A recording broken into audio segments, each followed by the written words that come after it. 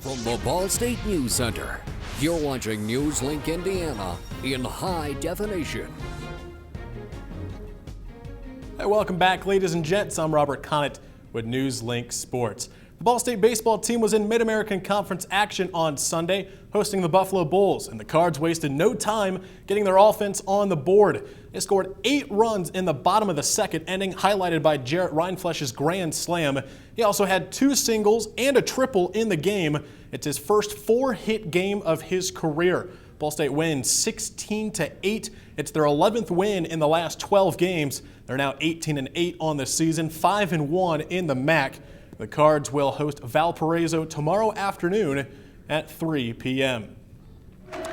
Ball State men's volleyball team held senior night on Saturday as they took on the number 2 team in the nation, Loyola University.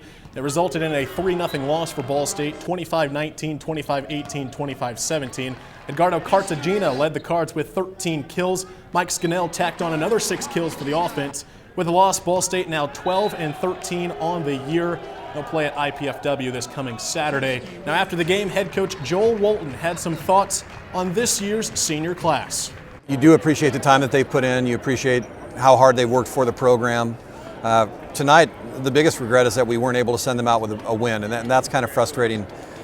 But we knew when we scheduled Loyola for this match at the beginning part of the season that it was going to be a challenging match for us. They're defending national champions, and they came in and played pretty well tonight.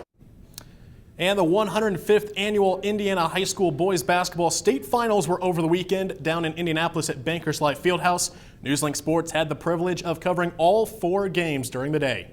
The day started out with Class 1A and the Bar Reeve Vikings getting revenge over Marquette Catholic. Last year they lost to Marquette Catholic in the state championship. They finished runner-up 4 times, but this year Bar Reeve finally able to get over the hurdle. 65-50 was the final score. Duncan Roy leading the Vikings with 17 points. In Class 2A, the whole town of Frankton and more, some 3,000 strong, first appearance ever in a boys basketball state championship, but they took on the powerhouse Park Tudor. The Panthers came out strong, maintained the lead from start to finish. Bryce Moore, he's a Western Michigan commit.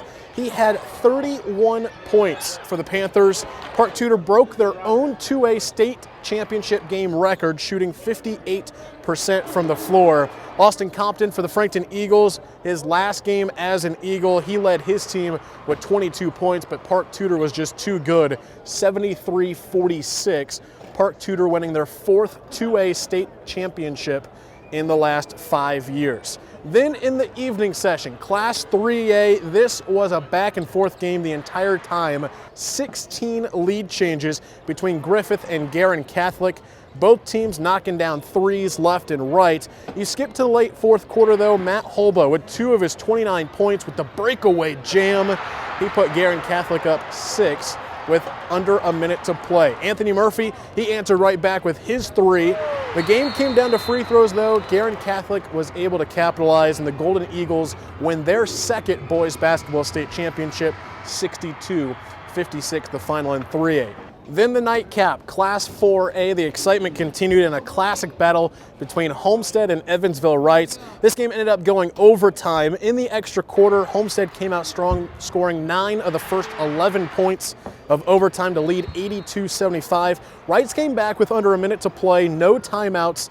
Jalen Sanford knocking down the 3, but the buzzer sounds, and the Homestead Spartans, in their first ever boys basketball state championship, they take home the trophy. 91-90, the final in overtime. A great day on Saturday down in Indianapolis. Another congratulations going out to the state champions. Now March Madness high school version is over, but the real March Madness continues with the Final Four in Indy this coming weekend. Kentucky will play Wisconsin, Michigan State will get Duke, and the national championship is 1 week from tonight. And there we have it, guys. That's definitely exciting knowing Final Four will be in Indianapolis. A good time coming up. The Daily Show has officially announced Jon Stewart's replacement. Find out who it is with Newslink Entertainment coming up after the break.